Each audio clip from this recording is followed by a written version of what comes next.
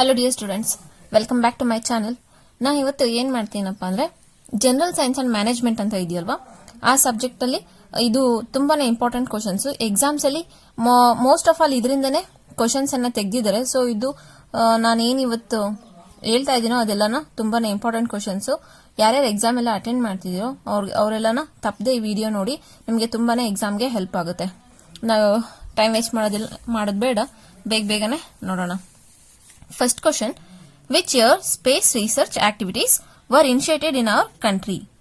ಯಾವ ವರ್ಷದಲ್ಲಿ ನಮ್ಮ ದೇಶದಲ್ಲಿ ಸ್ಪೇಸ್ ರಿಸರ್ಚ್ ಅಂದ್ರೆ ಬಾಹ್ಯಾಕಾಶ ಕುರಿತು ಸಂಶೋಧನೆಗಳು ಸ್ಟಾರ್ಟ್ ಆದ್ವು ಅಂದ್ರೆ ಅರ್ಲಿ 1960s, 1960ರಲ್ಲಿ ಬಾಹ್ಯಾಕಾಶದ ಕುರಿತು ಸಂಶೋಧನೆಗಳು ಪ್ರಾರಂಭವಾದವು. ಎಲ್ಲಿ ಅಂದ್ರೆ ನಮ್ಮ ಭಾರತ ದೇಶದಲ್ಲಿ.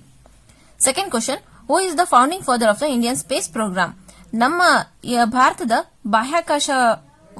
ಬಾಹ್ಯಾಕಾಶದ ಬಗ್ಗೆ ಒಂದು ಫೌಂಡಿಂಗ್ ಫಾದರ್ ಅದರ ಕಾರ್ಯಕ್ರಮಗಳನ್ನ ಮೊದಲು ಜಾರಿಗೆ ತಂದವರು ಯಾರಪ್ಪ ಅಂದ್ರೆ ಡಾಕ್ಟರ್ ವಿಕ್ರಮ್ ಸಾರಾಭಾಯಿ ಅವರು ಬಾಹ್ಯಾಕಾಶ ಕಾರ್ಯಕ್ರಮಗಳನ್ನ.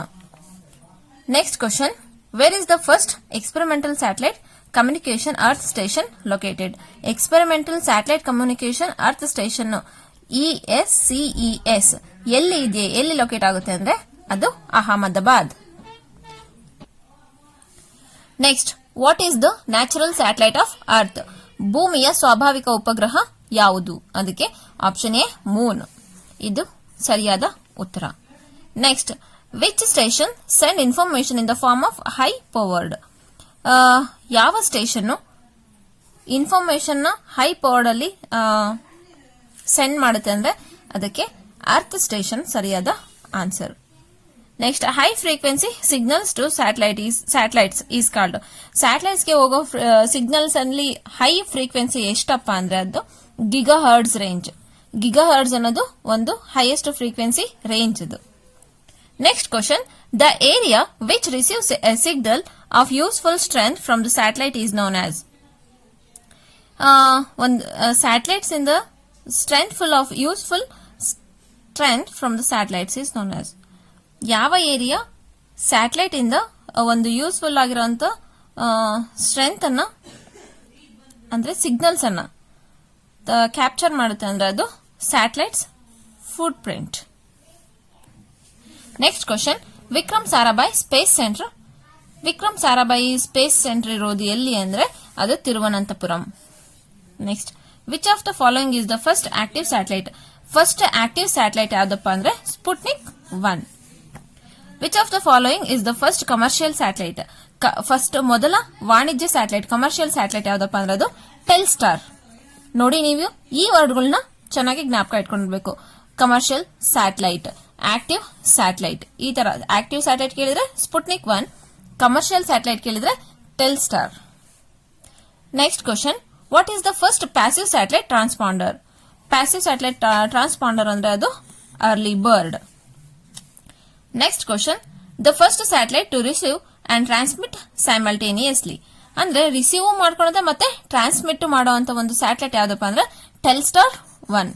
ಟೆಲ್ಸ್ಟಾರ್ ಅನ್ನೋದು ರಿಸೀವ್ ಮತ್ತೆ ಟ್ರಾನ್ಸ್ಮಿಟ್ ಎರಡನ್ನು ಸೈಮಲ್ಟೇನಿಯಸ್ ಆಗಿ ಮಾಡುತ್ತೆ. Next question, A helical antenna is used for satellite tracking because? ಒಂದು ಹೆಲಿಕಲ್ ಆಂಟೆನಾನ, ಹೆಲಿಕಲ್ ಅಂದ್ರೆ ಒಂದು ಏನಿ ತರ ಸ್ಟ್ರಕ್ಚರ್ ಇರುತ್ತಲ್ಲ ಆ ತರ, ಅಂದ್ರೆ ಸ್ವಲ್ಪ ಲಾಂಗ್ ಆಗಿರುವಂತದ್ದು. Is used for satellite tracking because circular polarization. Circular polarization ಇರೋದ್ರಿಂದ ಸ್ಯಾಟಲೈಟ್ ಟ್ರ್ಯಾಕ್ ಮಾಡೋದಕ್ಕೆ ಹೆಲಿಕಲ್ ಆಂಟೆನಾನ ಯೂಸ್ ಮಾಡ್ತಾರೆ. Next question, repeaters inside communication satellites are known as? Communication satellite repeat ಮಾಡೋರನ್ನ ಏನಂತ ಕರೀತಾರೆ ಅಂದ್ರೆ ಟ್ರಾನ್ಸ್ಪಾಂಡರ್ಸ್ ಅಂತ ಕರೀತಾರೆ.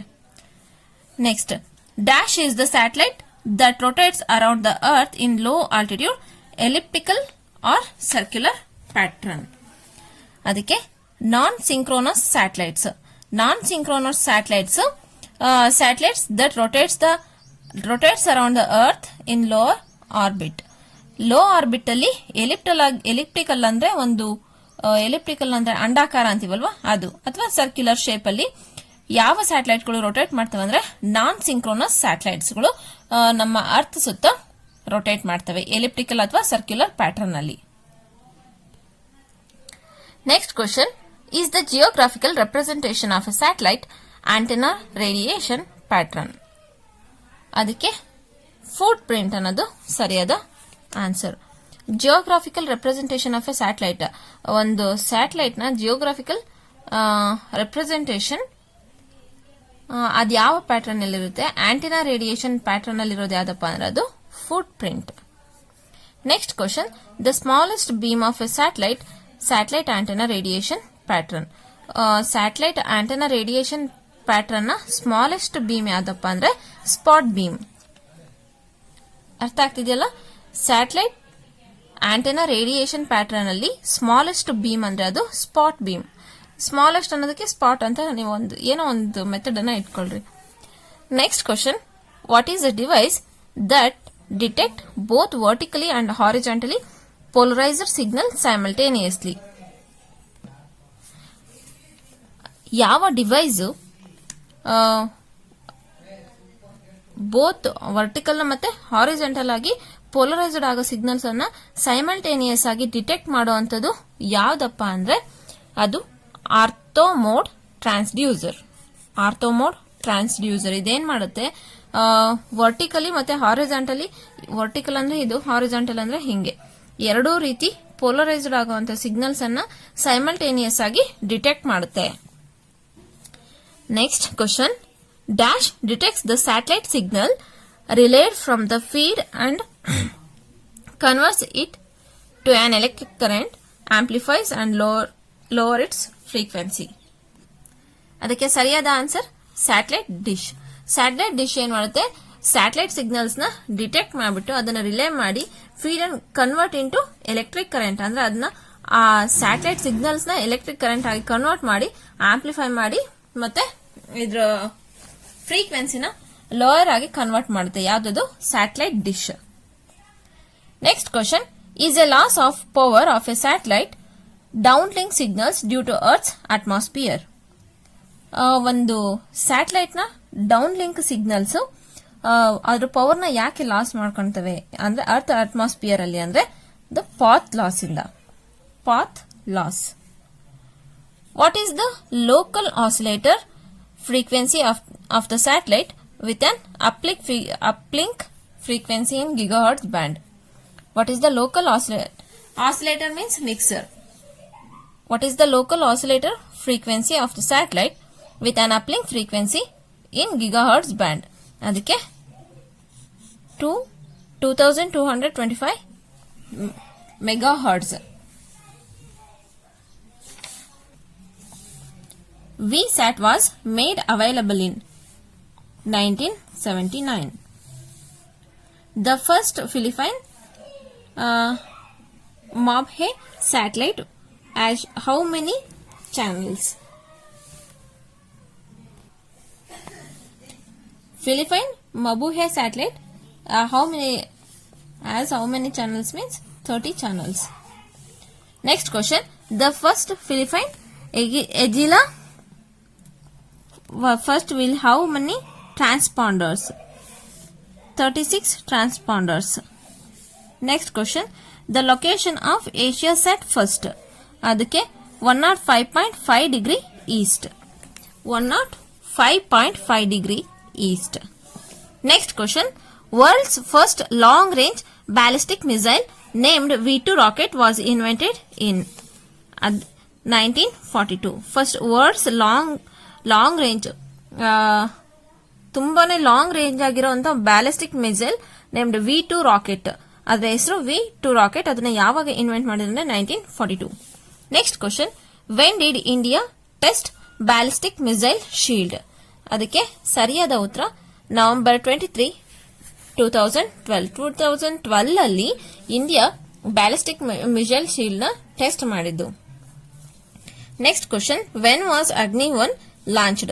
ಅದಕ್ಕೆ ಸರಿಯಾದ ಆನ್ಸರ್ July 13, 2012. ಅಗ್ನಿ ಫಸ್ಟ್ ಲಾಂಚ್ ಆಗಿದ್ದು July 13, 2012 ಅಲ್ಲಿ. Next question, when was the foundation stone for a surface to air missile unit laid? ಅದಕ್ಕೆ March 3, 2012. Next question, when did India and China agreed to set up a new joint mechanism to prevent border flare-ups.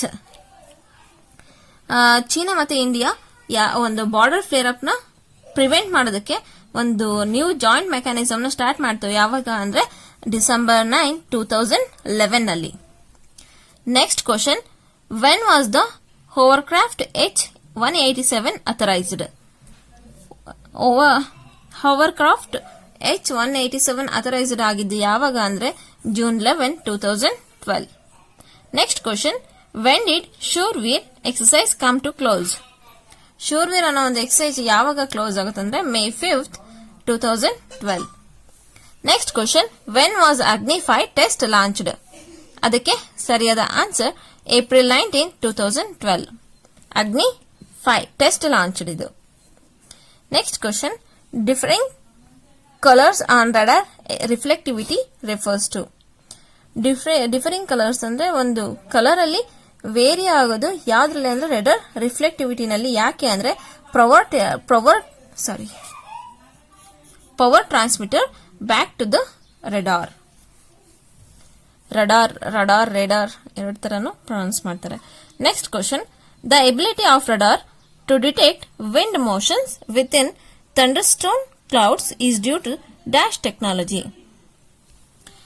ಒಂದು ರೆಡಾರ್ಗೆ detect ಮಾಡೋ the ability of radar detect wind motions with thunderstorm clouds ಅಂದ್ರೆ ತುಂಬಾ ಮೋಡಗಳಿರ್ತಾವಲ್ವಾ, ಆ ತರ ಇದ್ದಾಗ ಯಾವ ಟೆಕ್ನಾಲಜಿನ use ಮಾಡಿಕೊಂಡು ಇದು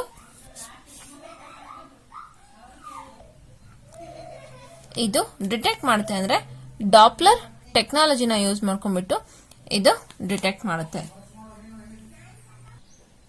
Next question, this is a mode used for high sensitivity analysis such as detection of small particulates and hydrometers. Hydrometers ಮತ್ತೆ small particulates ನ ಡಿಟೆಕ್ಟ್ ಮಾಡೋದಕ್ಕೆ ಯಾವ ಮೋಡ್ ಅನ್ನ ಯೂಸ್ ಮಾಡ್ತಾರೆ ಅಂದ್ರೆ clear air mode. Clear air mode ಅಲ್ಲಿ small ಪಾರ್ಟಿಕ್ಯುಲೇಟ್ಸ್ ಮತ್ತೆ ಹೈಡ್ರೋಮೀಟರ್ಸ್ detect ಆಗ್ತವೆ. Next question, in precipitation mode how often are NWS radar images updates? In precipitation mode ಅಲ್ಲಿ ಎಷ್ಟು ಹೊತ್ತಿಗೆ ಒಂದ್ಸಲ NWS radar ಅಲ್ಲಿ ಇಮೇಜಸ್ ಅಪ್ಡೇಟ್ ಆಗುತ್ತೆ ಅಂದ್ರೆ ಎವ್ರಿ 5 minutes. ಎವ್ರಿ 5 minutes ಒಂದ್ಸಲ NWS radar ಅಲ್ಲಿ ಇಮೇಜಸ್ ಅಪ್ಡೇಟ್ ಆಗ್ತಾ ಇರುತ್ತೆ. ನೆಕ್ಸ್ಟ್ ಕ್ವಶನ್,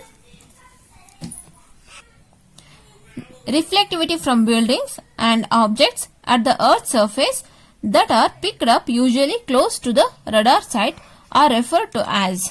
ಅದಕ್ಕೆ ground clutter. Next question, radar emits energy at nearly the speed of light and the speed of light is? Speed of radar ಎನರ್ಜಿನ ಒಂದು light speed ಇರುತ್ತಲ್ವಾ ಆ speed ಅಲ್ಲಿ emit ಮಾಡುತ್ತೆ. ಹಾಗಾದ್ರೆ ಸ್ಪೀಡ್ ಆಫ್ ಲೈಟ್ ಎಷ್ಟು ಅಂದ್ರೆ ಬೆಳಕಿನ ವೇಗ ಎಷ್ಟು ಅಂತ ಕೇಳಿದ್ದಾರೆ. ಅದಕ್ಕೆ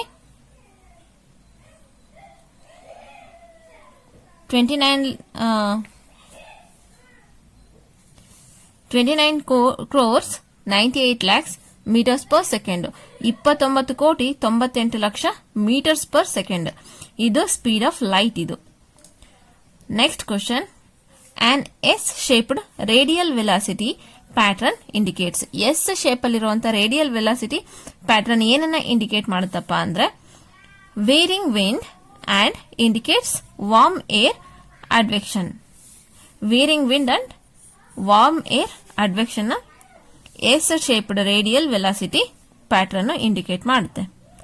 next question, the Doppler dilemma states there is an dash relationship between the unambiguous range and the unambiguous velocity. ಅದಕ್ಕೆ ಇನ್ವರ್ಸ್ ರಿಲೇಶನ್ಶಿಪ್ ಏನ್ ಮಾಡುತ್ತೆ, ಇದನ್ನ ಡಾಪ್ಲರ್ ಡೈಲೆಮಾ ಸ್ಟೇಟ್ ಮಾಡುತ್ತೆ. Next question, a TVS icon denotes a possible tornadic circulation. TVS icon ಏನ್ denote ಮಾಡುತ್ತಪ್ಪ ಅಂದ್ರೆ tornadic circulation. Next question, the resolution of radar data dash with distance away from the radar site. The resolution of radar data decreases with distance away from the radar site. Radar site ಇಂದ ನಾವು ದೂರ ಹೋದಂಗೆಲ್ಲ radar ಡಾಟಾದ resolution ಕೂಡ ಕಡಿಮೆ ಆಗುತ್ತೆ, ಅಂದ್ರೆ ಅದು ಅಷ್ಟೊಂದು clear ಇರೋದಿಲ್ಲ. Next question, with the same amount of moisture dry snow will have dash reflectivity compared to the wet snow. With the same amount of moisture dry snow will have dash reflectivity ಅಂದ್ರೆ lower reflectivity compared to wet snow. ಅಂದ್ರೆ same amount of moisture ಅಂದ್ರೆ ಒಂದು wet ಆಗಿರುವಂತದ್ದು and dry snow ಅಂದ್ರೆ ಒಣ ಹೈಸ್ will have a lower ರಿಫ್ಲೆಕ್ಟಿವಿಟಿನ ಹೊಂದಿರ್ತವೆ. ಯಾವುದಕ್ಕೆ ಕಂಪೇರ್ ಮಾಡಿದ್ರೆ ಅಂದ್ರೆ ವೆಟ್ ಸ್ನೋಗೆ ಕಂಪೇರ್ ಮಾಡಿದ್ರೆ. ವೆಟ್ ಸ್ನೋ ರಿಫ್ಲೆಕ್ಟಿವಿಟಿ ಹೈ ಇರುತ್ತೆ, ಅದೇ ಡ್ರೈ ಸ್ನೋ ಮತ್ತೆ ಮಾಯಿಶ್ಚರ್ ಅವೆರಡರ ರಿಫ್ಲೆಕ್ಟಿವಿಟಿ ಲೋ ಇರುತ್ತೆ. ಸೊ ಇದು ಸ್ಪೇಸ್ ಮತ್ತೆ ಅದ್ರ ಬಗ್ಗೆ ಸಂಬಂಧಪಟ್ಟಂಗೆ ಇರುವಂತಹ ಒಂದು ಮಲ್ಟಿಪಲ್ ಚಾಯ್ಸ್ ಕ್ವಶನ್ಸ್. ಇವು ತುಂಬಾನೇ ಇಂಪಾರ್ಟೆಂಟ್, ಯಾರು ಕೂಡ ಮಿಸ್ ಮಾಡಬೇಡ್ರಿ. ಇದನ್ನ ಎಕ್ಸಾಮಿಗೆ ಬರೋ ಚಾನ್ಸಸ್ ನೀವೇ ಒಂದ್ಸಲ ಚೆಕ್ ಮಾಡ್ಕೊಳ್ಳಿ. 16 ಮತ್ತೆ 17 ಪೇಪರ್ ಅಲ್ಲಿ ಈ ಸೇಮ್ ಕ್ವಶನ್ಸ್ ರಿಪೀಟ್ ಆಗಿದ್ದಾವೆ, ಬಹಳಷ್ಟು ಸೇಮ್ ಕ್ವಶನ್ಸ್, ಬೇರೆ ಒಂದು ಪದನೂ ಚೇಂಜ್ ಇಲ್ಲ, ಹಂಗೆ ರಿಪೀಟ್ ಆಗಿದ್ದಾವೆ. ಸೊ ನೀವು ಇದನ್ನ ಚೆನ್ನಾಗಿ ಓದ್ಕೊಳ್ರಿ, ಇದರಲ್ಲಿ ಬಹಳಷ್ಟು ಕ್ವಶನ್ಸ್ ಕೇಳುವಂತ ಚಾನ್ಸಸ್ ಇದೆ. ಇದು ಫಸ್ಟ್ ಇದು ಸ್ಪೇಸ್ಗೆ ಸಂಬಂಧಪಟ್ಟಂಗೆ. ನೆಕ್ಸ್ಟ್ ಎಲೆಕ್ಟ್ರಿಸಿಟಿ, ಎಲೆಕ್ಟ್ರಾನಿಕ್ಸ್ ಮತ್ತೆ ಎನರ್ಜಿ ಅದ್ರ ಮೇಲೆ ಒಂದಿದೆ, ಅದ್ರ ಮೇಲೂ ಸಾಕಷ್ಟು ಒಂದು 40 ಕ್ವಶನ್ಸ್ ಇದಾವೆ. ನೆಕ್ಸ್ಟ್ ವಿಡಿಯೋದಲ್ಲಿ ಅದನ್ನ ಅಪ್ಲೋಡ್ ಮಾಡ್ತೀನಿ. So thank you for watching.